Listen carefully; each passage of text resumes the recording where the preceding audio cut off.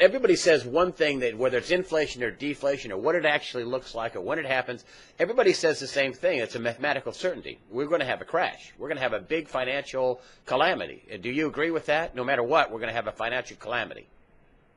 Well, I completely agree with that, but I could take it further, and again, I can kind of show you the equations, do it scientifically based on my models, which are not, I didn't invent these models. They've been around for about 60 years. It's complexity theory. I'm just taking it and bringing it over to finance and using it to understand a different complex system.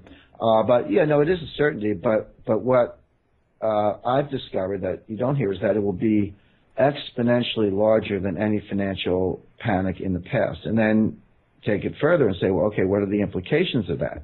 So let's go back in time. Let's go back to 1998. Long-term capital management, and I was involved with that, by the way.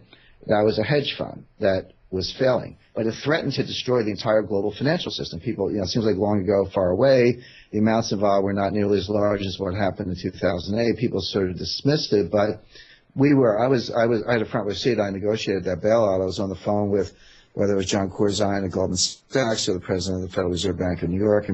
These are the people I was talking with day and night. We didn't sleep for 5 days putting this bailout package together.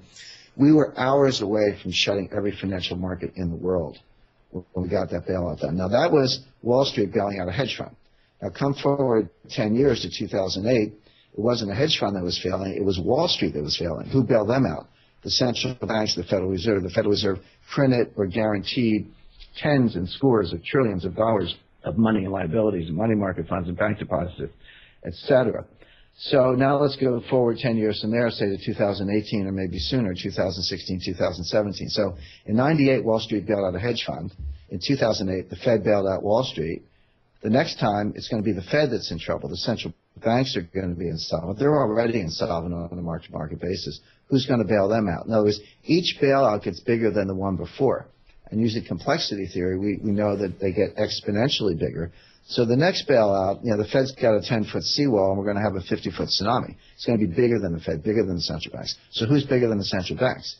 The IMF. The IMF, International Monetary Fund, is the only clean balance sheet in the world.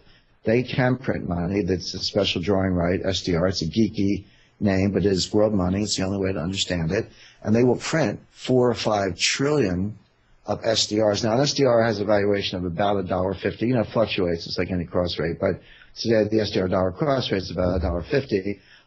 And so, say 5 trillion SDRs is $7.5 trillion equivalent, but it won't be dollars. That's the point. It'll be SDRs. Now, it'll be handed out to the members of the IMF, which are basically all the countries in the world practically, and they'll put it in their reserves. And then the IMF, people don't know this, but the IMF is a trading desk inside the IMF where you can swap SDRs. So it's like somebody like China has a bid for SDRs because they want to diversify out of the dollar.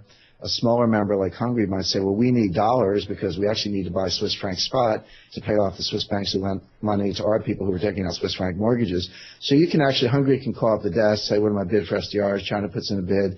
Next thing you know, the SDRs are on the way to China, and China's sending dollars to Hungary, and Hungary buys Swiss franc spot and pays off their debts. So that's already going on, by the way. This is not the future. This is happening. If you look at, here's a way to tell. Look at China's, all the SDRs that China has received from the IMF in the past.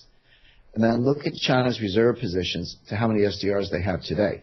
They have more than they have been allocated, which means they had to buy the rest. In the swap market that the IMF runs inside the IMF is all totally secret. They don't want to be transparent about it. But so the market already exists. All they have to do is push the pedal to the metal and print up 4 or 5 trillion SDRs.